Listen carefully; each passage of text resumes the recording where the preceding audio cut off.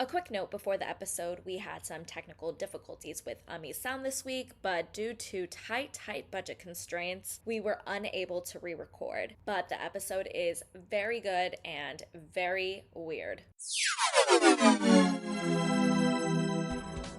Hello, clowns. I'm Umi. I'm Yu Chen, and we're the hosts of Clown Bites Podcast. We're two best friends who are chronically online and get together weekly to laugh and discuss all the clown behavior we see on the internet. And there's so much. Truly so much. We're so glad to have you here to clown around with us, and we hope you enjoy the episode. Welcome back, clowns. It's another lovely, lovely day. Is it lovely? It is potentially lovely. It's the last day that the weather is going to be okay here, so I am determined to have a good day. Ami has been complaining to me about how it's going to be so cold in Dallas, which it is going to be super cold in Dallas every single day since, I don't know, they predicted it. The lead up is so intense because you know that like ERCOT is like, oh, we might have grid shortages, whatever. And everyone's traumatized from a few years ago when people didn't have electricity for a week or their water was shut down. So it's a big event every time this happens. Nico talks about that situation like every few months. I think he's one of the heavily traumatized individuals. I think he actually left Texas because of ERCOT. Like he was just like, fuck this. I'm not dealing with this. And now he deals with PG&E. Yeah. I already knows this before the audience. I received an email from PG&E yesterday. It's like, warning, your bill is going to be over $200 next month. And I'm like, okay, should I try to save money by being cold? And so I tried to turn down the heat last night, and I woke up just like so tensed up because I was like just cold while sleeping. I'm like, this isn't worth it. Let me just pay some extra money just to be warm in my own house. Yeah. I brought out my electric space heater because I like was struggling to type for work because my fingers were so cold. I was like, typing so slowly. Okay, that is an issue. Anyways, I hope that we both are warm the next week. But how's your TikTok been lately? I have been a little bored, and I miss my fall TikTok. Well, my TikTok has been I'm on gel nail TikTok, which makes no sense because this is literally, I watched one video on gel nails.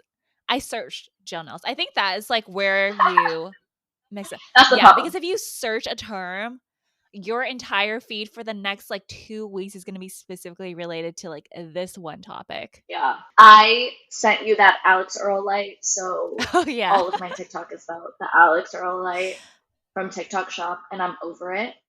But my fall TikTok was so good. I was so deep in Sister Wives TikTok because a lot of stuff was popping off, and I was thriving. I remember this, but I was like never in the Sister Wives lore, and I feel like it's super complex. You tried to explain it to me once, and I was just like, I'm stressed. Yeah, I actually like never continued watching, but like this is a core memory for me. I remember watching Sister Wives in high school, like at our high school sleepovers. We would watch it, and like we would watch scary movies, and then we would watch Sister Wives. So I have like the original backstory, but I never kept up with it. I think they're on season like 18. Oh my God. And I kind of wish I did keep up with it because it is so juicy. And now I'm like, should I go back and rewatch? But I don't know if I can do that. That's a lot. Okay, so what is Sister Wives? What network is it on? And I assume it's about sisters who are wives. Yeah. Okay, I have absolutely no idea actually what network it's on. I want to say it's on TLC, but that like makes sense.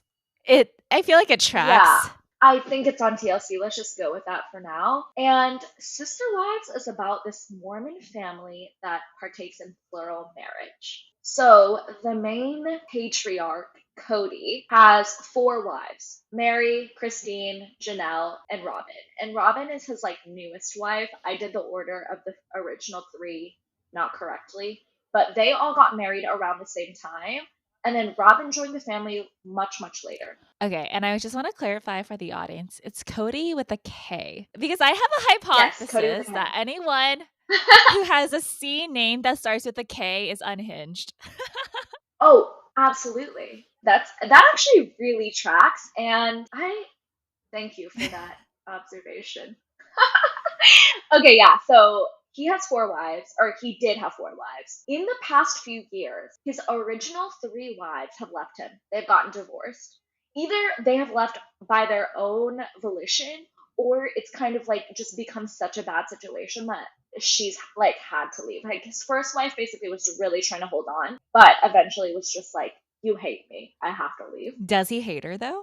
He definitely like favors his fourth wife the most. Mm. And I think they had just really grown apart by that point. So I don't know if he actually hates her, but it wasn't a good situation. So honestly, it's good for her that she's gone. But between these four wives, he has 18 kids. Robin's kids are not his own, like his fourth wife's kids, but still part of Mhm. his family, obviously. So he has 18 children between these four wives, which is a lot, which is actually insane. And he has a very bad relationships with a lot of them because he obviously doesn't have time to really nurture relationships with all of these children. He prefers Robin, so by like just nature of that, he is with Robin's children the most, Who are not actually his kids, right? and who are not actually his kids. And a lot of his kids are older now, right? Mhm. And you don't like when your mom isn't treated well. Yeah. So they're always going to be on their mom's side, and they're all pretty close to the other wives that are not Robin.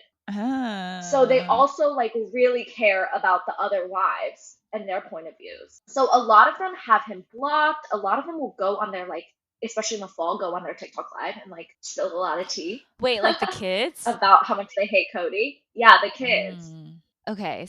So what was like all the drama that was happening in the fall? They basically had this like wives sit down with Cody where they were like rehashing a lot of stuff. It was essentially a reunion, and it was so much back and forth of them being like, this is why I left you, and then Cody being kind of like, I don't understand that. We had such a great relationship. Mhm. And I didn't know any of the backstory at that point. So all of my TikTok was just people explaining the like one clip to me. So I have everything very piecemeal in my Yeah. head, and I'm not even sure it all fits together. But obviously, because I was so interested in it, I had to watch each video all the way through. So then they just kept feeding me Sister Wives TikTok. It's interesting.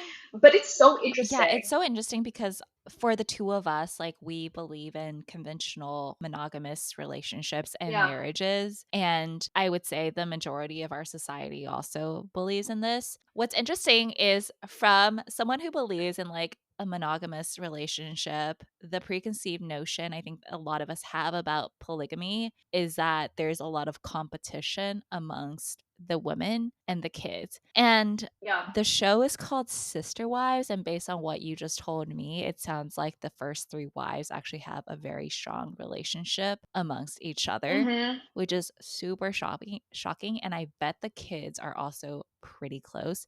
Didn't you tell me that they Yeah. basically all lived in a cul-de-sac together? Yes, they all lived in a cul-de-sac together before they moved, I think during COVID or around COVID. So that's right, like they were really close. The first few wives like got into it wanting a sister wife. Even Robin Mm. like originally had a conventional marriage that did not turn out well. So she joined the family because she wanted that experience. And now when she's the only wife, she's just This like, sucks. that was my identity, and like I'm having trouble. Cody is honestly not a good person from what we can see. So it's very tough for her to like have to deal with him alone now at this point. It's interesting because you know how we did that episode on like Bama Rush and sorority life and how like people join these organizations to find sisterhood. And in a Yeah. way, they're trauma bonding over Rush. Like the Rush period and the pledge period, like that's a huge defining moment for their sorority experience. And in a way, it's very similar when you get married to the same guy. Yeah. I would say like I'm actually kind of jealous that they can complain and bitch about the same guy because they all like kind of understand. Like they all have similar experiences, right? But they're in a way like Yeah. also trauma bonding with each other. The wives are trauma bonding, the Oh, kids are trauma 100%. bonding. And I don't know, is that a good thing or a bad thing? I'm conflicted. Like on one hand, we're taught so much that like we only need to be with one person, committed to one person for the rest of our lives. But wouldn't it be so great to be able to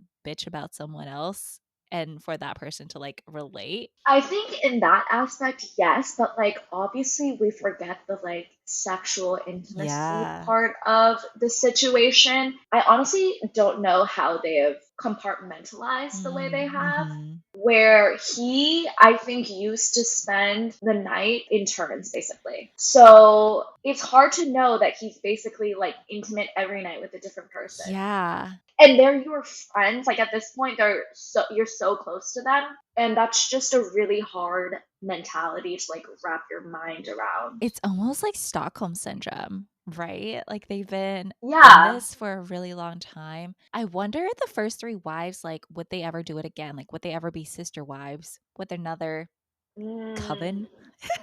I don't know. How do you call like the group? Vampire Diaries.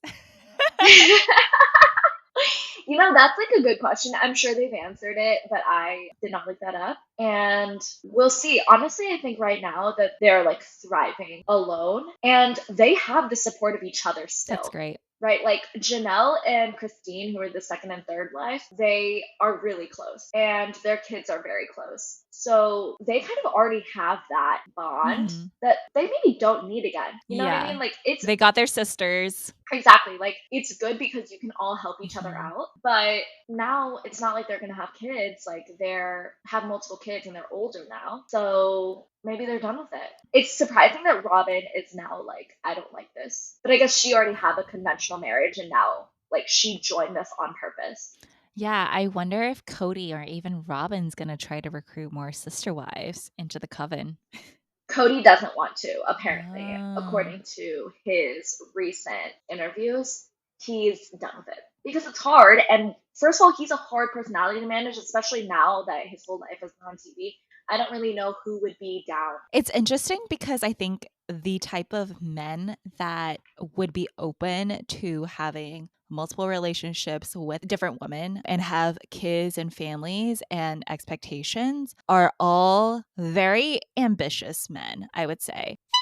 So, our main topic for today is about men who choose as a choice. It's a choice, right?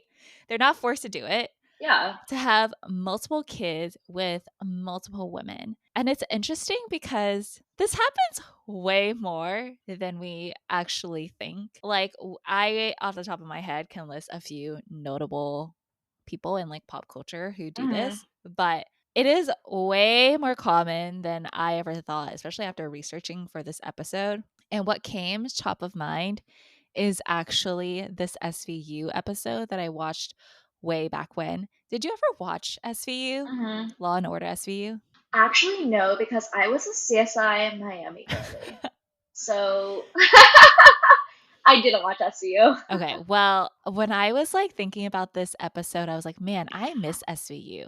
There's something about watching a good crime show that has like 100 episodes that it's like, man, this is like a good binge. And I think that's why actually true crime podcasts are like taking off because it kind of appeals to the same like Hmm. curious nature of individuals. I want to talk about this one SVU episode Okay. because it was so bizarre. First of all, the main culprit was John Stamos. Stamos? I don't know how to pronounce his last name. The guy from Full House. Yeah. And basically, yeah. What? Oh, he was the Yeah, actor. yeah, he was the actor. I was like, No, Uncle what? Okay. Jesse is the culprit here. But basically, the storyline starts out with like a dead baby or like an abandoned baby on the side of the street. And it turns out that it's like this adopted baby of this affluent woman. She was like, how did my baby get out on the street when I have a nanny who's supposed to be watching? But the nanny was sleeping with like her fiance, and the neighbor knew about it. So it was like a meddling neighbor who thought the baby was better off with another family. So they decided to like put the baby in front of like a daycare in hopes that someone would like adopt it. I don't know. I don't know if like this is actually what the neighbor was thinking, but it turns out like SVU was called in to investigate, and it turns out that the man was like sleeping with the fiance, sleeping with the nanny, and the baby is actually his baby from another woman. And the woman Yeah. like didn't want it, but he wanted a kid, so he convinced this woman to adopt it. And this woman who finds out that he's sleeping with a nanny is so mad at him because she's like, wait, I'm pregnant right now too.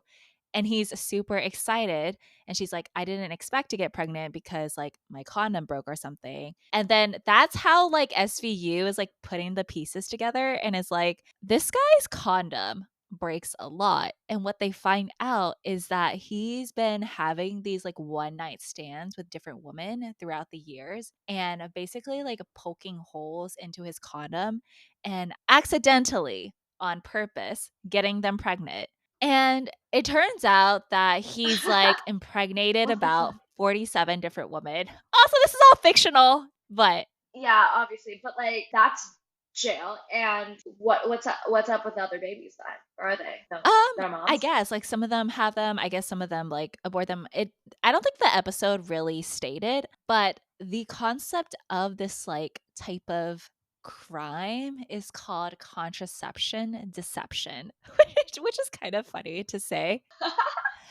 And the Yeah. episode ends with basically this women's right activist who was called in to kind of be an expert in this field, and she like tries to Hmm. seduce him, or he tries to seduce her. I don't know what happens first, but this guy like basically can't help himself, right? Like he wants to be able to impregnate as many women as he can. Like in his mind he thinks it's his god-given right, or like his like one thing that he must accomplish in his life. Yeah. Duty. And so he tries to sleep with this woman, but this woman obviously knows like what his MO is. And so she like tries to take out his penis with a knife that is also like a wasp injection knife or something like that. Like it wasn't a regular knife, it was some crazy knife, and she ends up killing him. What? Obviously, this is fictional, which is why there's so many twists and turns. But when we were researching for this episode, I was like, man, I think about this episode all the time, because how crazy and psychotic do you have to be to manipulate the condom against a woman's choice? Yeah. No, that's like a form of assault. It 100% is. And the reason why the human activist decides to kill him is because she, like, from her research and from her line of work, she realizes that there's not enough, like, law or boundaries in place to protect the woman. And, like, how do you know it's an accident versus intentional? I mean, when it's 47 women, but yeah, I understand. This is an ad for birth Wow. control. Yeah, fully. Damn. That's jail. I don't know. I don't know anything besides. I mean, I'm glad this fictional John Stamos is dead, Yeah. but wild the way he went out. Okay, but this is a fictional story, right? And it made me think of other stories that Yeah. I've heard in the news that are similar. And it's crazy that I like just have all of this bottled up in my head and I'm just like letting it all out right now. But I guess this is my Roman Empire. Let it But out. I remember reading this article about this man in the Netherlands who was basically banned from donating his sperm because he has donated so much sperm, not having sex, but like actually sperm donations, and has fathered over 500 kids. What? That's a small town. It is. Like, you can have every job present, and holy shit. Okay, and there's this New York Times article about this man. His name is Jonathan Jacob Meher, and he is a musician in the Netherlands, and the Netherlands is so small. So it makes sense that like it became prevalent to the public because of this, but turns out that they spoke with this person who found Jonathan through like this private website for sperm donations, and she was interested in having kids. Mhm. And she basically like contracted him. I don't know, paid about 200 euros for his sperm. She met up with him. She paid him 200 euros for his sperm sample. She got pregnant, and the first baby was like fine. Like she was really happy with the baby. She decided she wanted to have another baby with him. So she met up with him. Somehow, within like her same daycare or neighborhood, she noticed that someone's baby looked eerily similar to her kid. And so she gets talking to the mom, and they find out that they have the same sperm donor. And so they're doing more research, and they realize that like there is an entire group of people who are realizing that they are having kids with the same sperm donor. And this is all happening in the Netherlands, to the point where like there is a lawsuit, a civil lawsuit against this man right now by like the Netherlands, or like the sperm bank in the Netherlands, because they're basically like, you lied about the number of times that you've donated your sperm. And I literally Yeah. went down a rabbit hole digging into this, and I've come to the conclusion that there is very similar to the SCU case. There's not enough like regulation and laws against this, because when you donate your sperm, there's no way to track how many times you've donated, right? Because there's private networks, then Yeah, it's there's like self-reported. it's self-reported. It's basically a checkbox, like I haven't donated a significant amount of sperms, etc.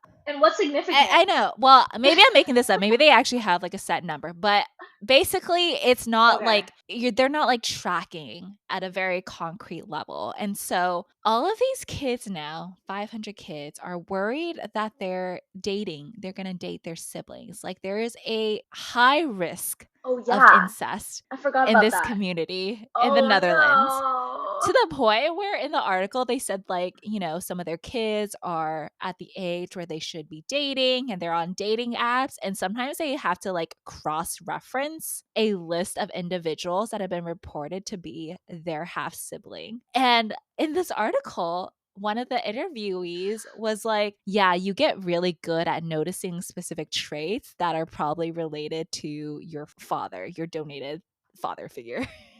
I am. I'm. Also, okay, that brings me to like a CSI Miami memory where, like, I don't know if this is true at all, but like two neighbors were basically like half siblings that they started dating. And like the whole premise of the show was like, you are inherently attracted to your siblings, but because you grow up with them, like that wipes it out. Like your base instinct is changed, I guess. So if you didn't grow up with your sibling, like you could be attracted to them. And God knows if this is true. I hope it's not. And I, in no world, can like imagine that. But that's wild. And like, what if they're more attracted to their half siblings, like pre knowing this? Well, I don't know what happens in the Netherlands, but in the United States, apparently, when you go get your marriage license, and we should ask our friends Mhm. this, but I think like there are only two Okay. check boxes for when you get your license, and one of them is, are you cousins, or like are you related? And you have to like basically prove that you're not. So it is illegal in the United States. I don't know about the Netherlands.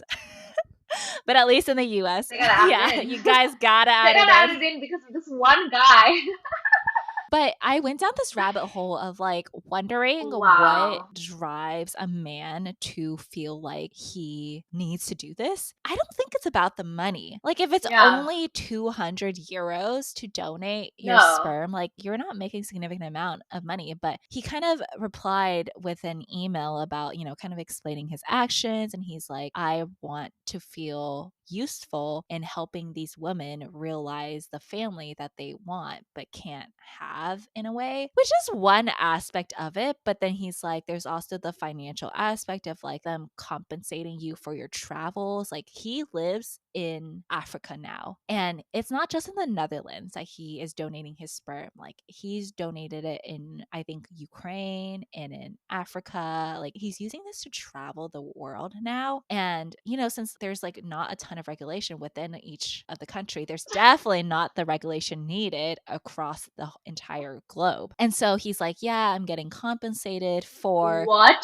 the actual F? for like traveling and meeting these families, but also like going to my kids' birthday parties and stuff. Like the fact that people are paying this man to He stays in their lives? I guess some of them, which is crazy, but I don't think like they view him as a father. They just view him as like, I don't know, a fun uncle. How do you explain it to your friends? It's bizarre. Yeah. Here's my sperm donor. I am just so shook. So is it 550 in the Netherlands or is it 550 across the globe, or do they not know? I think it's across the globe, but I think like there's a ton in the Netherlands. But yeah. That was a wild ride. I am shook. Right? Like, and he's not even the only one. There are so many other ones. It's just like one example. Yeah, I'm sure. And I feel like every like few months on Hulu, there's like a documentary in the same vein about this like type of situation. Okay, so that's like situations where the women don't know, but then you have like popular celeb figures, aka like Nick Cannon, who is in the news all the time, and the news is almost always around the fact that he has so many children with so many different women, especially lately. And I don't know if that's just because I recently watched Selling Sunset's new season with one of his children's mother, who he is in somewhat of a relationship with. I feel like we hear about him all the time. All the time. And I actually think it's quite sad that he's only in the news for this, because I was watching a few interviews with him and I think he's a very personable. You have You to be, have to be. right? To like convince all of these people Yeah. to have children Yeah, with but him. as I was watching some interviews, I'm just like, I can see myself like flirting with this guy. Like he is so funny and friendly. But yes, I did watch the latest season of Selling Sunset too. It's very good. I felt really conflicted as I watched the entire Brie TSC like segment. Like obviously I Yeah. want to be able to support her and support women, but her situation with Nick Cannon really confuses me. And I don't know, I'm kind of at a loss of like how to feel. Like I love her as a person, but at the same time, I guess it's like safe to say like I don't necessarily agree with like how she's deciding to raise her kids Yeah. in this situation. Do you know the backstory and all the like kids and the relationships of Nick Cannon? No, I only know like that he was in a pretty serious relationship with Mariah Carey, right? But then after that, like I've lost the plot. Yeah. And I just know that he has a ton of children with people that I've not heard of besides Brie because of Selling Sunset. Yeah, so it's really crazy that he used to be married. I think married to Mariah Carey. They have twins, and that was like his Yeah. first relationship with kids. And it's interesting because Mariah Carey is so big, right? Like I always view her as such like Yeah. a serious artist. And Nick Cannon is just Totally. like on the news for such clown vibes, honestly. And so it's like it's so shocking to me that they Yeah. used to be married once, but honestly, he's very charismatic, so I understand. But yes, he and Mariah Carey were Mhm. married. They had kids, they divorced. Then he was in this relationship with this woman named Brittany Bell. They've had one kid or two kids. Then he was in a relationship with this woman named Abby De La Rosa. They had twins. He was also in a relationship with this woman named Melissa Scott. The firstborn would happen, I think, 2 weeks after Abby's twins were born. And so that is what is the craziest thing to me, is like you can be in multiple relationships where the timelines are a little bit more spread out, but his timelines are so crazy and intertwined. Like it's not like him moving from one relationship Yeah, like to the he's next. just in an open Yeah, relationship. he I is in an guess. open relationship. Yeah. And in Selling Sunset, I remember this scene where they're asking Brie, like, you know, how's dating life? Like, what's your relationship status? And she's not even able to say outright, like, what her relationship Yeah. status is, because I don't think she knows. But if you look at her Instagram, Yeah. it appears like she's in a relationship with Nick, but Yeah. I find it odd that she's not able to communicate that. I think it's like because of judgment, probably to say, like, oh no, I'm in a relationship with Nick. But after the season, she made a lot of TikToks basically like poking fun at her Yeah. relationship. And I don't know, it's like so tough because she basically has to take whatever time he gives her. Like, she's not really like an equal partner in this relationship because he has so many different partners and so many different like responsibilities, basically. I'm sure like a lot of the other women, feel this and like have to go through it. It just seems very unfair. And I really wonder how the kids feel. Obviously, they're like pretty young still, so we don't like have insight into it. Well, I think Mariah Carey's kids are the first of which are kind of getting older. I think they're like Yeah. 16 at this point. Oh, okay. And I see Mariah really somewhat distancing herself from the circus that follows Nick a little bit. Not that I think she would ever Fair. hide her kids from Nick, but I definitely like I can tell Yeah. from what I see on social media that like she's not portraying her family as like cohesive and involved with Nick as like maybe his other relationships are. And after Brie, he did have another child with this woman named Lanisha Cole. And it's interesting because he did a recent article and he's very, very open about speaking about his relationships and all his kids. But it's interesting because he said that that's the child that he spends the most time with. And I was super shocked that he would be very, very honest about that because if I were in his shoes, Yeah. stuff on the internet doesn't ever get deleted, especially with such a public figure. Do you really want your kids seeing that kind of news out there? Because they may have trauma that they haven't voiced out to their parents yet. Yeah, and like, did he say why he spends the most time? Is it because of Lanisha? Like, he just likes her the most right now? No, I think the child is young, but he Mm, wasn't the youngest child. So I'm very confused. It's also like this was Lanisha's first child, where some of his other relationships have had multiple kids with him. So maybe they're like yeah. more used to being in this type of relationship and they don't need as much. I don't know. Is it hand holding? But what about Brie? Yeah, Brie only has one kid I with don't him. know either. Justice for Brie. Justice for Brie. Okay, I wonder if this inherently creates some kind of competition between the women of like, oh, I need to make sure Nick likes me at one of the most. God, I don't know how to even explain that, so that my child gets to spend time with him. Yeah, I don't know, but You know? I haven't seen a lot of interviews with a lot of his relationships except for Brie. And I know when she was first pregnant with the child and maybe after it was born as well, she did an interview with People magazine. I think it was People or one of those publications in which she says that, like, he's very attentive and she likes that he's able to Mhm. financially be there for his kids. Like, if the kid has a birthday party, he can fly on a private jet or whatever, get on a plane and be there for the kid. And she's like, whereas people who are in a conventional marriage, etc., sometimes the father is working so much that they're not even there for their kids to begin with. And what she likes about this setup is that Nick is present for his kid 100% when he is present, which is an interesting take. She also mentioned Yeah. that sometimes she has to coordinate with his assistant to get on the calendar, like, hey, this birthday party's coming up, like, you have to be there. And so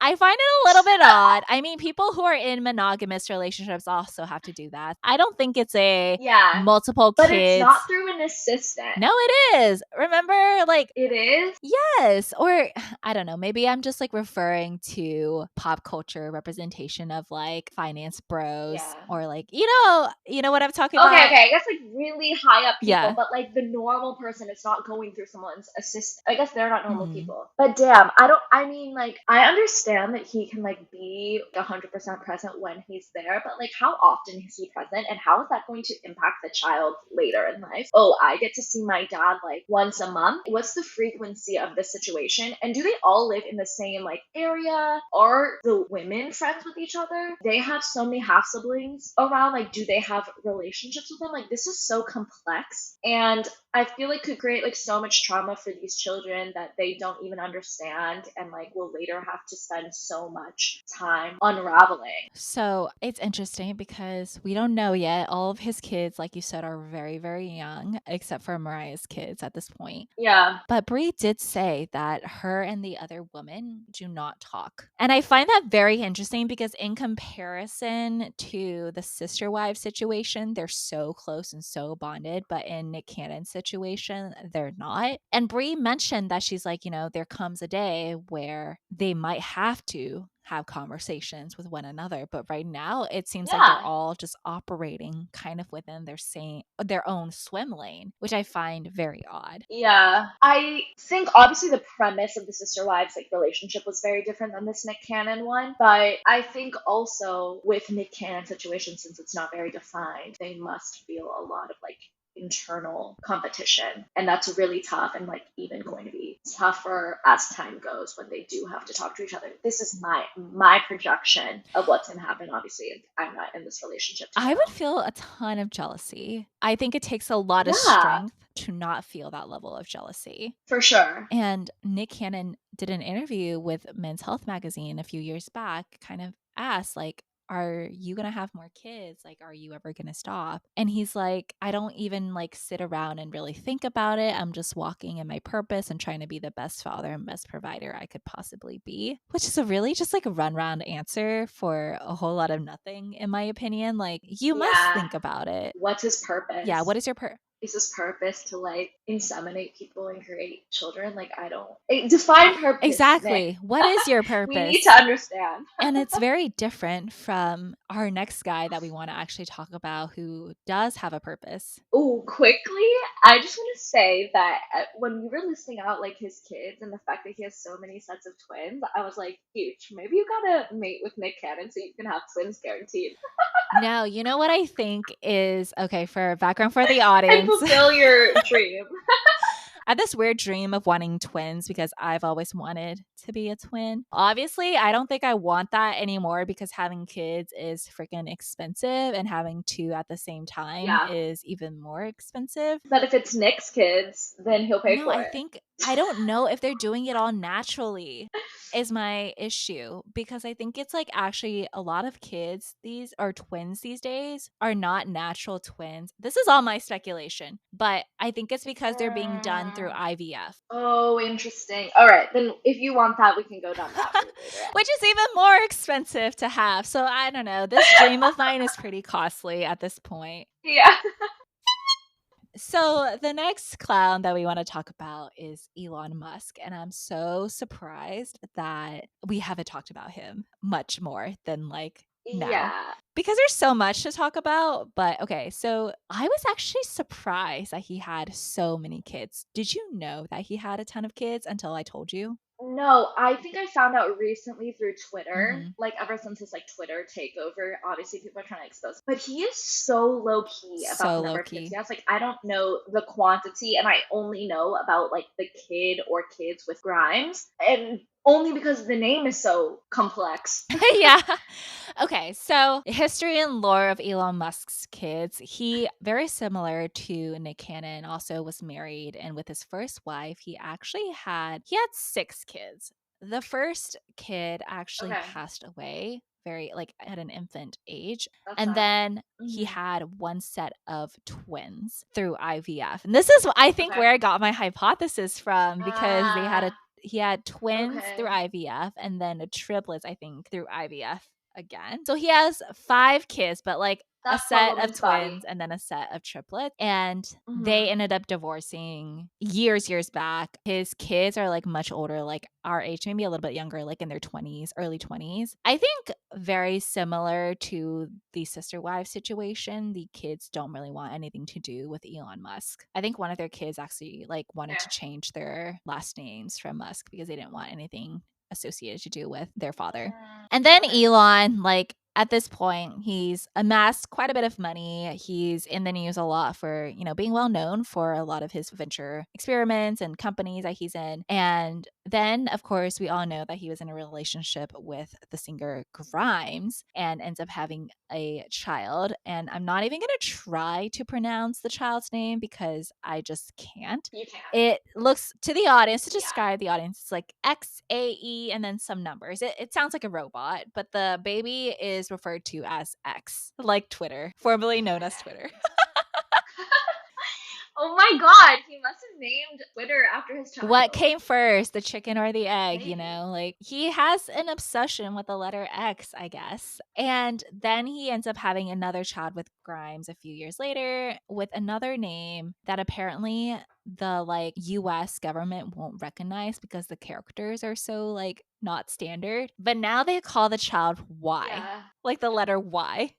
So they have X and Okay. then they have Y. So that is like all in the news. But then very, very recently, it was discovered that he had twins. And I guess probably through IVF as well. I don't know. Like, does it run in the family or is it IVF at this point? I have no idea. But he had it with this woman named Siobhan Zillis, who is the director of operations at Neuralink. And this is where it gets interesting because Neuralink is a Tesla company owned by Elon. And Leon is like the co founder of Neuralink or even like a CEO of Neuralink. He's the CEO of so many things. I just can't even keep track at this point. Yeah, yeah. Okay. So that's a little It's a little interesting sus. because, in comparison to his relationship with Grimes, this relationship is kept very hush hush. It's not even reported that he's in a relationship with Siobhan. It's just reported that they had kids together, and he's listed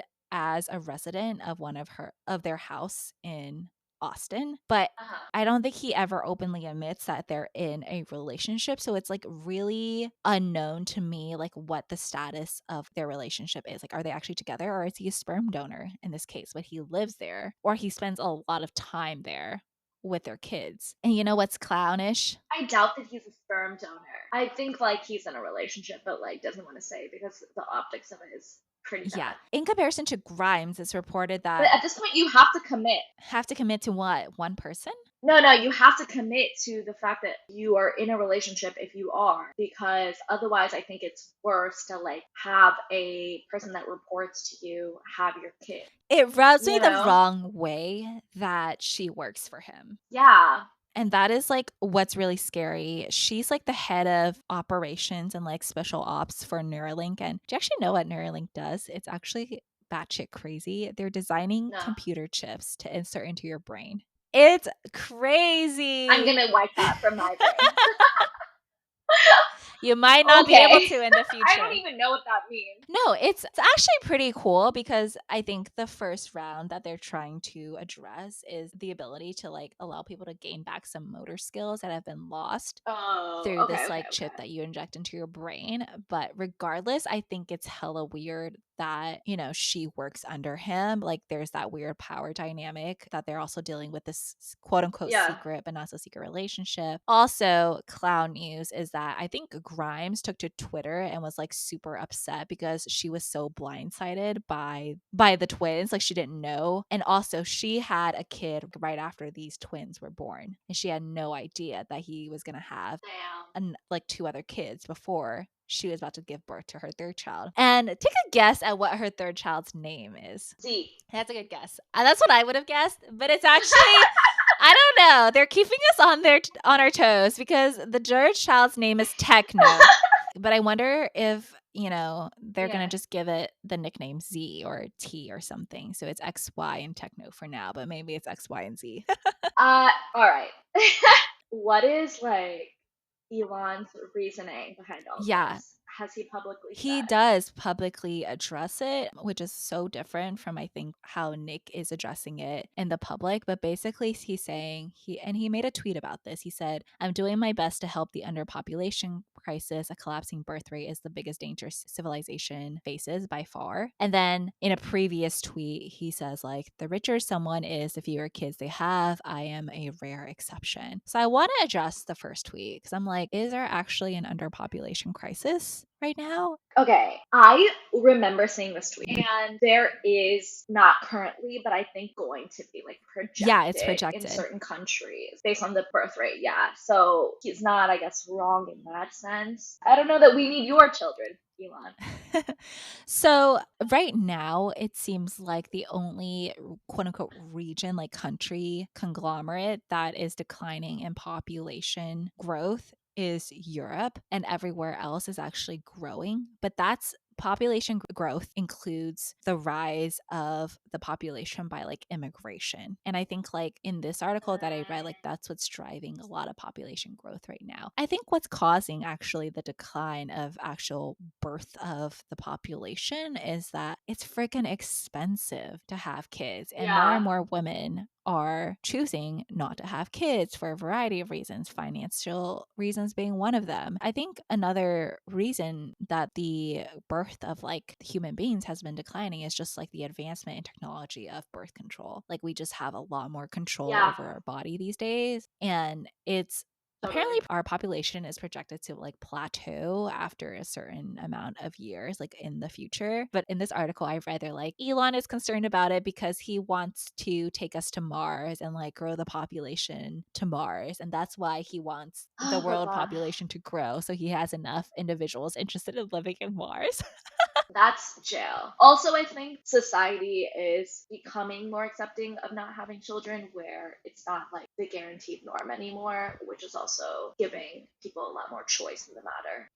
So the second quote that I pulled is, the richer someone is, the fewer kids they have. I am a rare exception. And that actually made me think like, I think you're actually right. But I don't think it's because they're rich that they have fewer kids. I think people just have fewer kids in general, or like people who are rich may not. They know that they don't have the time and the emotional capacity to have so many kids. I think the question of Hmm. like financial responsibility has like popped up as like a theme throughout all of these examples that we've discussed. In some cases, the fathers don't actually have a relationship with the kids, but in the cases of like Elon and Nick Cannon, they do. And the woman really like that, you know, he's financially stable enough to provide for as many kids as he wants to have. But do we actually think that the financial obligation Yeah. is the only thing that a father should be responsible for? Absolutely not. This is where you get daddy issues Yeah. from. I think like what a big misconception is, I maybe it's not even a big misconception, but I